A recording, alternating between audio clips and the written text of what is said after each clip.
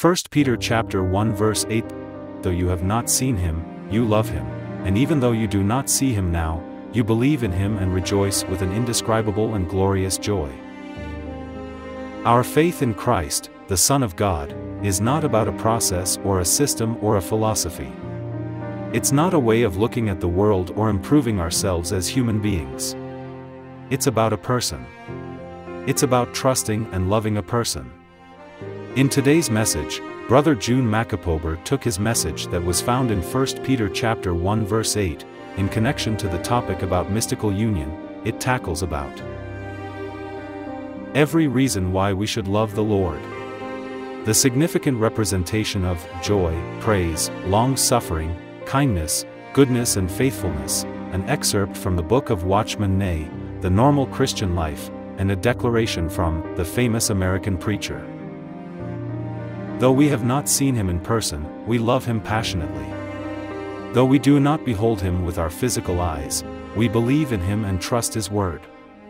And we rejoice with a joy that is inexpressible and filled with glory, for Jesus is our Lord and our God, our Savior and our friend. Peter reminds us that as we walk through this Christ-rejecting, sinful world, our miracle of new birth guarantees that we are also being kept in this world by the power of God. We are being kept for a glory that is set before us, reserved for us.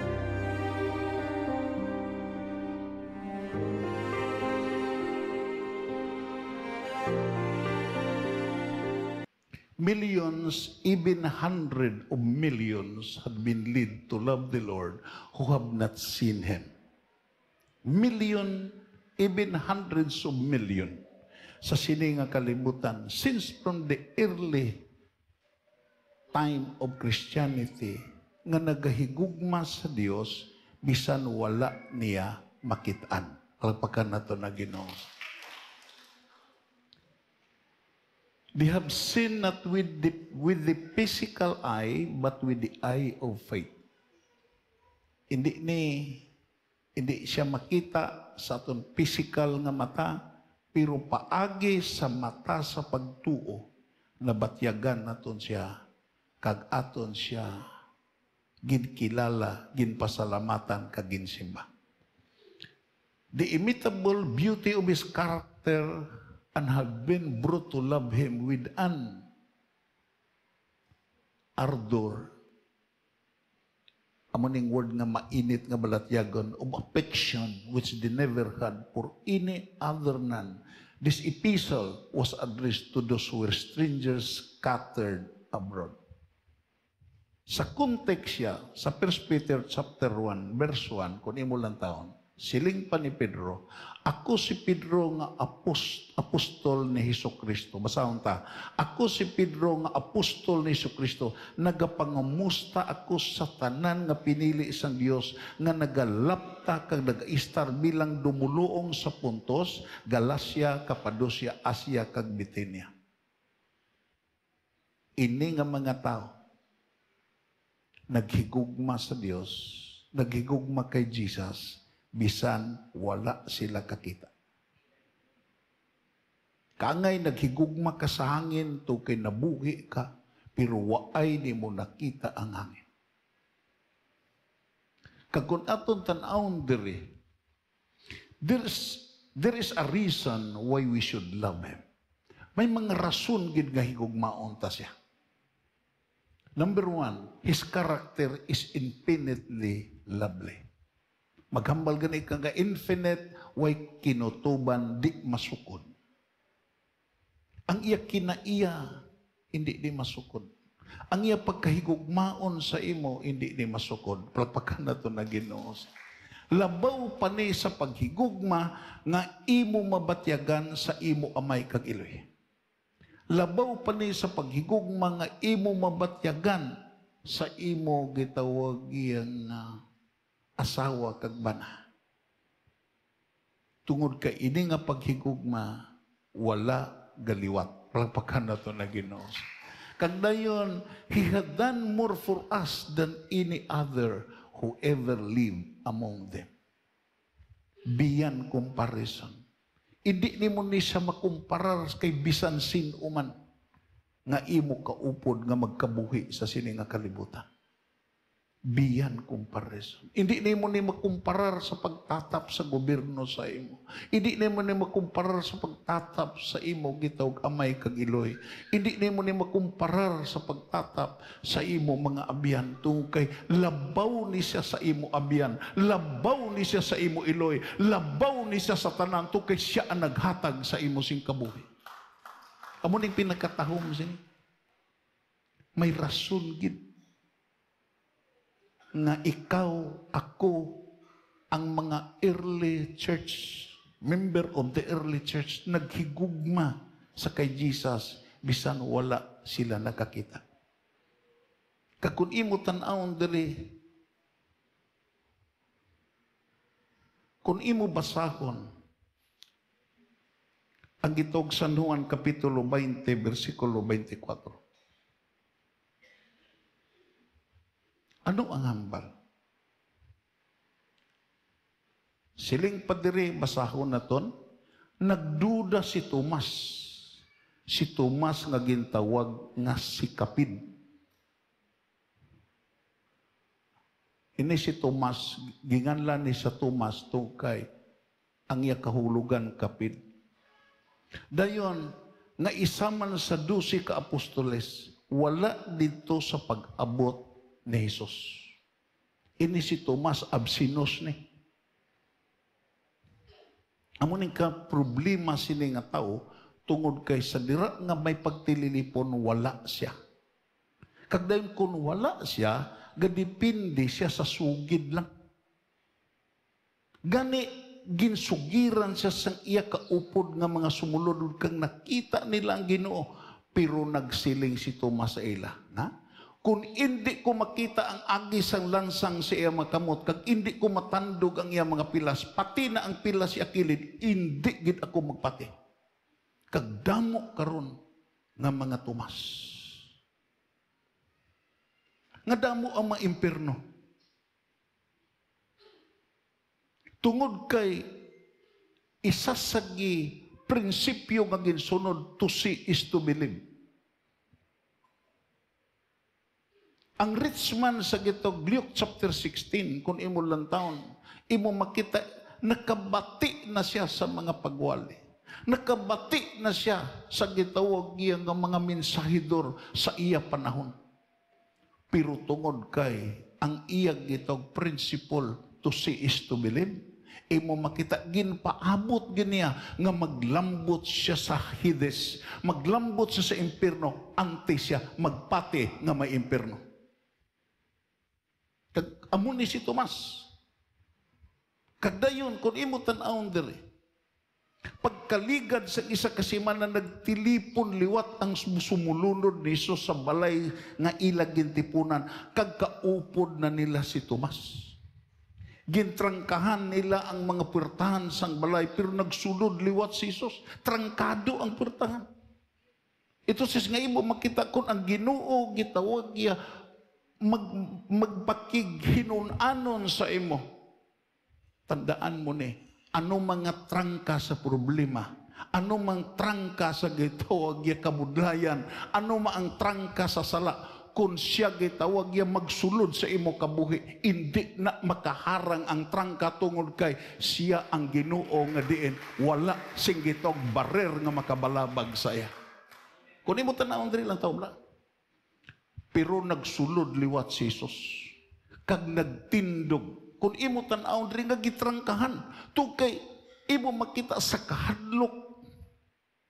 Just imagine, patay na ang ila, master.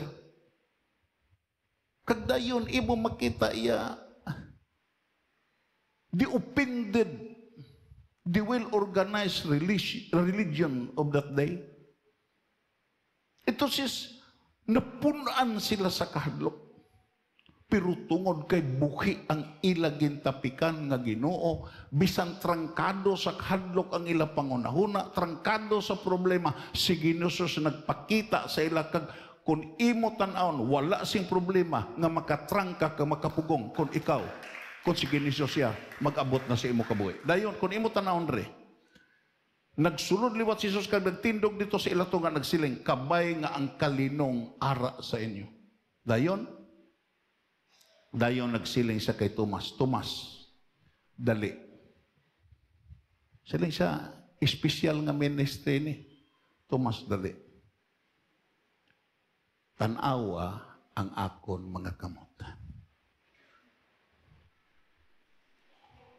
Sige ni Jesus nagtudlo sa realidad. Isa sa mga passage sa tapos pagkabanaw nagsiling siya, hikapa ko ninyo, hindi ko multo. Hikapa ko ninyo, hindi ko espiritu, hindi ko multo. Nagpaintindi kung magtapi ka kay Jesus, hindi siya mangin multo sa imo kabuhi. Hindi siya mangin, hindi makita sa imo kabuhi. Tungod kay bisan ang imo mata nga tawhanon, hindi kakita, mabatyagan mo siya nga nag-aatipan sa imo, nagasagod sa imo, kag nagatatap sa imo. Amo ning pinakatahom sa Ginoo. Si Billy Graham, isa ka beses, nagkadto siya sa isa ka lugar nga ining pirti ang alipuop. Inablang, imo makita sa Prayer Mountain, makita ni mo gitawag nagsag-alipuop, daw pagi bala. Daw ambun. Na kung kaisa hindi ka kakakita sa subong silang distansya. Si Billy Graham nakalambot sa sina nga lugar. Kag nakita niya, ang isa kagitawag bata nga diin nag-uyat sa tugot sa burador kung sa tabanog. Nagapalupad gali ang bata sa tabanog. Siling si Billy Graham sa bata, giano mo paghibalo? Nga diin galupad ang tabanog, nga wayo ka mang kakita sa tabanog. Siling ang bata, galupad gid ang burador kag tabanog tukay galuglot siya sa akon kamot. Nagpaintindi, kaangay silang Ginoo. Hindi ka kung kaisa kakita saya.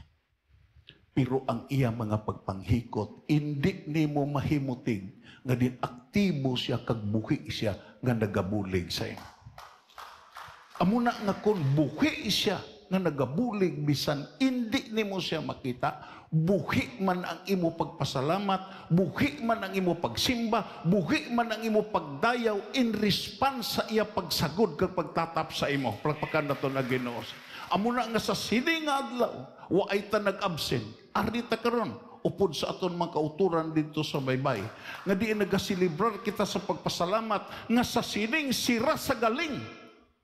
Nga among gikadlukan sa tanan, wala ta pagpabay sa Dios, waay sing isa nga gigutuman sa aton, waay sing isa nga naubahan sa aton, waay sing isa nga diin naging makaluluoy tungo kay ang Dios nga nagsagod sa aton bisan hindi naton siya makita, buhi siya nga nagatatap sa aton. Kag dayon si Tomas giedukar sa reality. Siling pa tanawa ang akon mga kamot, tanduga ang akon mga pilas.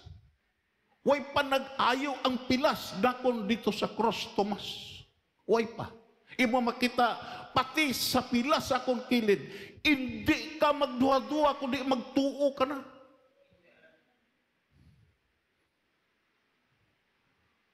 Ang nakadiferensya kay Tomas, gitawag di siya kapid. Tungod kagatuo siya, pero ginuupdan sa pangdodo. Kung kaisa ang iya deklarasyon, pangduha-duha, hindi pagtuo. Dayon, ano ang kon? Nagsiling si Tomas. Nagsiling si Tomas kay Ginoo ko kag Dios ko. Entonces, ang deklarasyon ni Tomas matuod na si Kristo Jesus, Diyos tungo kay anak siya sa Diyos. He's the Son of the living God. Ano ba lang bata sa karabaw? Kanding, hindi. Ano ba lang bata sa baboy? Ido, hindi. Kung siya gitawag na anak sa Diyos, Diyos siya. Palagpakan na ito na Ginoo. Dayon, anong hambal na Ginesos? Nagsiling dayon si Jesus sa iya. Pasahon na ton. Nagsiling dayon si Jesus siya. ti nagatuo ka na, subong kay nakita mo na ako. Nagatuo ka na, Tomas, kay nakahikap ka na, nakita mo na ako. Pero ang sumpon malalantawan ninyo, you must be honest about Christianity. Pero, basahon ta, pero bulahan ang mga tao nga nagatuo sa akon, bisan wala nila ako makita. Pragpakan na to na gito. Ang mga nagalalapta nga mga early Christian, waay to kakita kay Jesus. Kita karon, wala ta kakita kay Jesus. Pero ang hambal ni Jesus, bulahan ta kaysa nakakita. To kay nagtuo ta nga diin, bisan way nato siya nakita. Matuod siya nga din aton manunubos, manluluwas.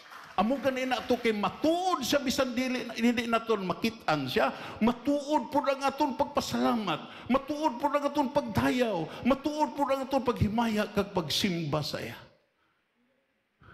Ang problema sa isa ka Kristohanon, kundi sa kalambot sa sini nga gitog libil nga diin mabatyagan niya ang Ginoo sa iya kabuhi, hindi ka kaasa sa iya nga maging matutong na siya sa pag-alagad sa Diyos.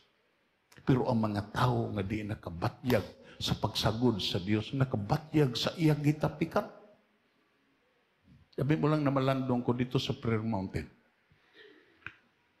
Just imagine bala, 1969 pa na nga, giukupar sa akong amay. Upod sa mga Anyo Lucas family. Na malandong bala ko sa mystical union. Kung hindi gali subong sini ang Kristohanon. May gitawag dito kahoy nga baliti, gitawag nagdalakit na kahoy. Ang amon mga tao dito sa una, namangkot ko nga napatay ang lawaan. Nga daw may naggapo sa iya. Kag amo ang nagdako. Siya abe mo lang, noy, gamay lang na siya nga kahoy, magtapik sa lawaan. Pero magdako na siya, patio niya ang lawaan. Ang mystical union, hindi subong sin. Utod kag abyan. Kung magtapik kag Ginoos, hindi ni mo patyon si Ginoos. Kung magtapik ka kay Ginoos, buhion mo siya to kay dira ka nagakuha sing kabuhi. Ito siya nga mo makita sa mabatyagan mo si Ginoos sa imo kabuhi. Mabatyagan mo siya nga naganapanghikot sa imo kabuhi. Ginadibilo mo ang intimacy upod sa iya. Everybody say amen.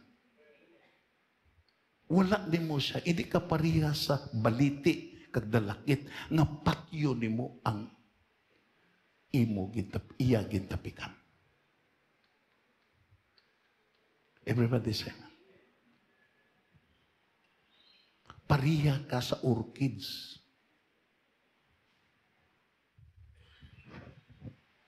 Nga sa magatapik siya sa kahoy nga lawaan, mangin dekorasyon siya tungod kay ang iya bulak makabulig sa pagpatahom sa kahoy nga iya gitapikan. Hindi ta maliti nga patyon mo ang imo gitapikan. Layaon mo ang imo gitapikan. Sa dira nga magtapik ka kay Jesus, balikon na kon kaangay ka sa isa ka matahom nga orchids. Isa ka gitawag iya nga, sabi mo lang, may orchids dito nga din imo makita. Bisnas dahilin gani sila, nakabakal sila. Imo makita, giant orchids na nga kung maglantaw ka sa iya, kung mamulak siya. Hapit mga bulak, nakapatahom sa kahoy nga iya gitapikan. Kabay pa nga mangin kaangay tasin. Nga sa magatapik ta sa Ginoo in the mystical union, nakabulig ta patahom sa iya. Palagpakan na ito na Ginoo. Nakahatag ta sing gitawag katahom sa iya sa igtutulok sa mga tao. Abi mo lang balikon na kon. Kung ikaw isa ka Kristohanon, kung ikaw isa ka Kristohanon nga nag-ubra sa isa ka kumpanya, kung ikaw isa ka Kristohanon nga young people, kung ikaw isa ka Kristohanon nga may kag-iloy, tandaan mo ni, nga din si Apostle Paul naghambal, the whole creation is waiting for the glorious manifestation of the Son of God.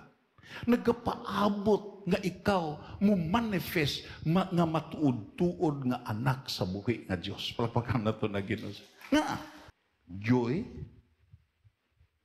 is love's music. Nang siling na kon, acronym ni Jesus, others, and you. Kung mabatyagan mo ni, imo makita, magagawa ang musika nga matahom sa imo mga bibig. Palpakan na ito na Ginoo. Amo na siling pa ni Apostle James, ang nagmalipayon, pagkantaha siya sa pagdaya. Ito sis kung nagmalipayon ka sa mga hatag sa Ginoo, way rason nga hindi ka kakanta sa pagdayaw. Palpakan na ito na Ginoo. Praise is love's agreement. Nag-agree ka because ang pagdayaw is the highest expression sa gitawag greatness kag power sa Diyos. Subong ang pagpasalamat, response ni sa kaayo sa Ginoo, ang gitawag ang pagsimba, response ni sa holiness sa Diyos, ang pagdayaw mo, response ni sa makagagawong kag makatilingal nga buhat sa Dios sa imo kabuhi. Palpakan na to na Ginoo. Long suffering is love's endurance. Imo makita, kindness is love's service. Kung ang isa ka tawo nga may compassion kag kindness sa sulod, pwede na siya mangin serbat. Palpakan na to na Ginoo. Kagdayon, goodness is love's deportment. Faithfulness is love's measure. Kung ang Ginoo gani magsukod sa aton pagkakristohanon, takson ka niya sa imo pagkamatutong. Kung magsukod siya sa imo, area sa imo, pagsimba, takson ka niya ano kakatutong sa panahon sa Domingo. Kung magsukod siya, mag-measure siya sa imo prayerful nga life, takson ka niya sa imo faithfulness, nga diin sa panahon sa dayong kakatulog, nagapasalamat ka bala sa iya nga nakalambot ka, sa kagabion, kagdayon, magpahulay ka, nga din upod siya sa imo katulog. Kagdayon sa pagmata mo, misyuron ka sa Ginoo, ano kakatutom sa pagpasalamat sa iya nga ang iban wala na kamata, ang iban ara na sa gitawag iya nga puninarya, pero ikaw nakamata tungod kay imo makita iya gi alaw sa Ginoo nga makamata ka, agud gusto tan-awon sa Ginoo, ano kakatutom magpasalamat kag magdayaw sa isa nga nagbantay sa imo sa bug-os nga gabi. Palpakan nato na Ginoo. Kagdayon, ini nga gitog libro, gisulat ni Watchman eh. Kag nga nga nagtipon ko sa damo niya nga mga libro. Ini siya nga tao, isa ni sa ginpatay ni Mao Zedong during sa Cultural Revolution. Ipatay gini siya dito sa presuan. Pero ang makatilingala nga kasaysayan na mo ni, sa dito siya sa prisuhan, gikuha tanan ang iya mga basahon, ang Biblia, gistrip out ang tanan. Gipriso sa pinakabudlay nga prisuhan, pero abe mo lang, ang mga gwardya nagpamatuon, nga dito sa prisuhan, nagakanta siya sa iya gikumpos, nga mga pulong halin sa Biblia. Nga, kung basahon nimo ang iyang mga sinulatan, imo makita isa sa mga gitawag iya quotation nga sa panahon kuno sa gitog darkness sa imo kabuhi, sa panahon sa kabudlayan sa imo kabuhi, sa panahon sa idi na nimo maintindihan ang problema nga bisan ang imo gitawag kaugalingon daw di na kaintindi sa problema nga imo gitawag na aguman, gitawag nag-darkness sa imo kabuhi. Pero siling pa niya, nga nakasurvive si David. Sa pirti kabudlay nga kaintangan, siling padiwats man to kay may sekreto siya. David has a song in the night. May kanta siya sa kagabiyon. Kag-amunay si Watsman. Abi mo lang, tungod sa gitawag niya, ang iya sinulatan, ginaksip sa mga Pentecostal, sa mga Reform, even sa mga Baptist, ng mga grupo, sa mga Presbyterian, even sa Methodist. Imo makita, may mga gitawag, may mga pamaagi, untani, nga luwason ni siya. Kag nagpadala sing mensahe ang mga dagko nga misyon sa Europe nga diin bayran siya kag pagwaon siya sa prisuhan. Pero abi mo lang personal nga nagbalibad siya to kay nahibalan na niya nga diin ang iya kabuhi dira matapos sa kamot sa mga komunista. Kag dayon imo makita gikalipay niya nga ang katapusan sa iya kabuhi. Isa siya ka martir. Pagpakan na to na Ginoo. Kung magbalik kita sa teksto, makita naton dire ang word nga faith, ang iban nga translation, believe and trust. Tandaan naton nga diin ang faith, believe kag trust, synonymous ni. Maghambal gani nga kasi synonymous, words different in spelling and pronunciation, but identical, similar, and express almost the same meaning. Amo na nga may gitawag, may translation nga nagsiling nga faith, may translation nga nagsiling believe, may nagsiling nga gitawag ya trust. Now faith is the assurance of things hoped for, the proving of things not seen, in Hebrews 11 verse 1, and the things which are not seen are eternal, in 2 Corinthians 4:18. I think we all know that Hebrews 11 verse 1 is the only definition of faith in the New Testament, or indeed in the Scriptures. It is important that we should really understand that definition. You are familiar with the common English translation of these words, describing faith as a substance of things hoped for. However, the word in the Greek has in it the sense of an action and not just of something, a substance. And I confess, I have personally spent a number of years. Siling pa niya dire, I confess I have personally spent a number of years trying to find a correct word to translate this. But the new translation of J.N. Darby is especially good in regard to this word. Faith is the substantiating of things hoped for. That is much better. It implies the making of them real in experience. How do we substantiate something? We are doing so every day. We cannot live in the world without doing so. Do you know the difference between substance and substantiating? A substance is an object, something before me. Substantiating means that I have a certain power or faculty that makes that substance to be real to me. Let us take a simple illustration. By means of our senses, we can take things of the world of nature and transfer them into our consciousness so that we can appreciate them. Sight and hearing, for example, are two of my faculties which substantiate to me the world of light and sound. We have colors, red, yellow, green, blue, and violet, and these colors are real things. But if I shut my eyes, then to me the color is no longer real. It is simply nothing to me. It is not only that the color is there, but I have the power to substantiate it. I have the power to make that color true to me and to give it reality in my consciousness. That is the meaning of substantiating. If I am blind, I cannot distinguish color.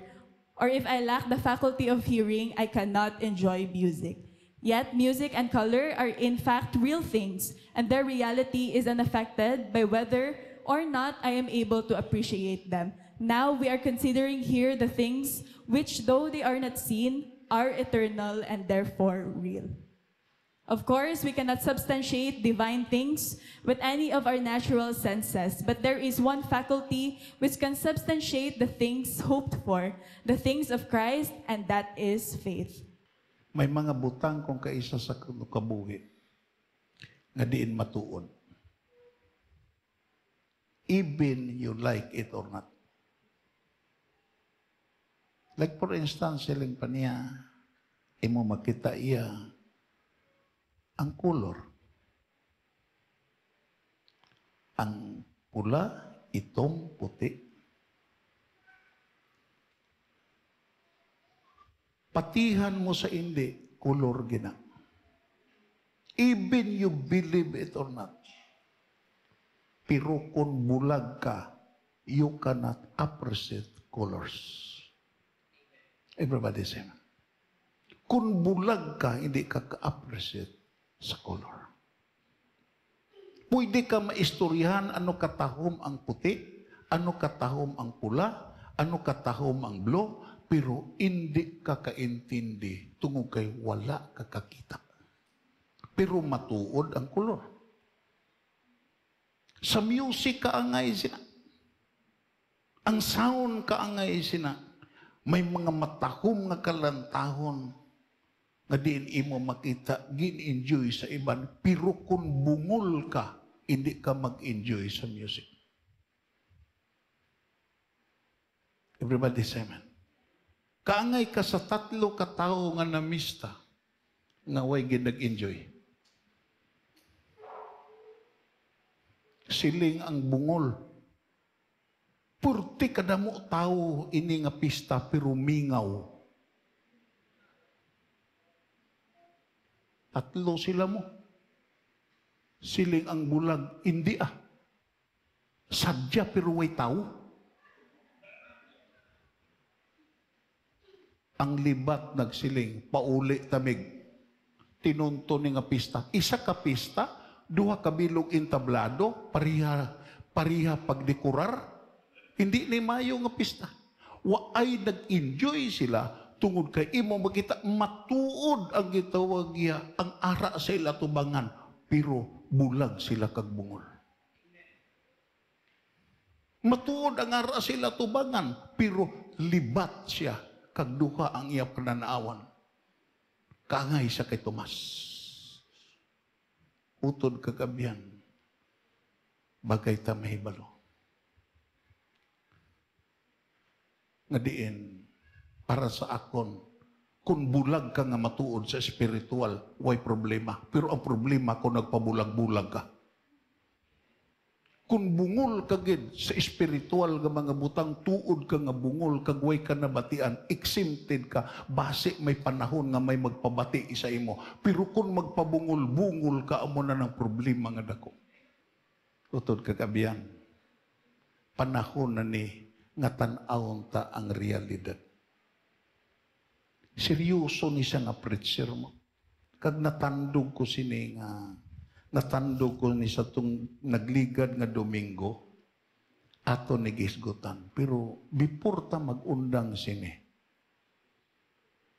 mamalandong ta sini. Ano ang hambal niya? America is number 1. But unfortunately, America is number 1 in sexual perversion. Tandog ko sini nga wala. Kag nakapamangkot ko, Lord, ano ang heritage kag legacy nga amon ibilin sa sini nga simbahan? America is number 1, but unfortunately, America is number 1 on sexual perversion. America is number 1 in abortion. American preacher nimo. Kag dokumentado ang iya gitog mga datas kag record. America is number 1 in crime. Just imagine ba? Even si Trump niya, kung way kaliso, buka ang ulo. Musulod sa mga gitawag eskwelahan, gitawag ya, pabarakan lang ng mga estudyante. Dayon, imo makita, America is number 1 in the destruction of family values. Pati ko sila kaya akong tiyo nga gitawag US, US Army, imo makita pensyonado tuong kay veterano, member sa USAPE. Imo makita nagkadto sa Amerika kag nagduaw sa iya bata dito nga US Navy. Sabi mo lang, di sa kauyon. Nag-away ang iya gitawag iya, ang magtiayon, ang iya bata kag ang iya umagat. Nagtambag siya, sabi mo lang. Ipadakop siya. Hindi ka dito ka-intervene. Dito sa aton, hindi ka katambag-tambag ka dito, hindi ka mag-intervene dito. America is #1 in the destruction of family values. Dayon, America is #1 in the enforcement of humanistic political correctness. Tinawhano na gid. Dayon, and I am thinking, arena, siling pa niya, and I am thinking about not only of myself, but thinking about my children. Siya hindi lang kayo nagpinsar sa siya galing ko nagpinsar sa siya kabatan. I'm thinking about my children. If the Lord tarries, I ask myself with a question, what kind of nation they are going to inherit? What kind of nation? Utod kagabihan, kung ini natabo sa Amerika, God has no respecter of person. Amo na nga ko, nangamuyo giko. Nga kita nga arider. Ang mga leader nga arider. Ang mga matutom nga arider. Magtapikid nga matuod-tuod sa Ginoo. Kay kung kwaon na ta, sino ang binlan ta? Sino ang mga tao nga arider? Makapasalamat bala sila pareha sa aton. Makadayaw bala sila pareha sa aton. Makapalakpak bala ang aton kaliwatan pareha sa aton. Sabi mo lang,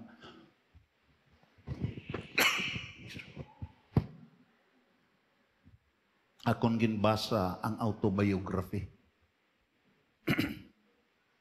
ni Alexander the Great.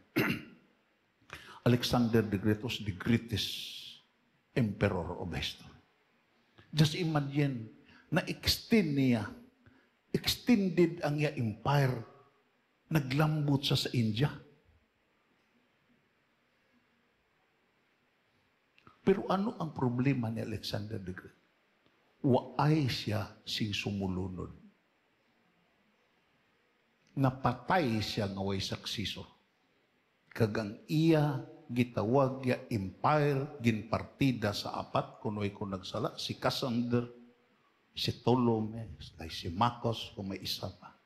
Kag nagbilin siya sing kinagamo dira sa imperyo. Utod kagabihan. Especially kamo nga mga amay kagiloy. Kamo nga mga small group leaders. Kamo nga mga ginikanan. Siguro hagid ang ibilin mo nga heritage sa imo kabataan. Kung imos labinlan sing kwarta, posible na nga madula na. Kung imos labinlan sing edukasyon, well and good, pero ang pinakanami ibilin gidon tani sa aton mga kaliwatan. Nga aton mga kaliwatan, makabalo sa pagpasalamat sa Diyos.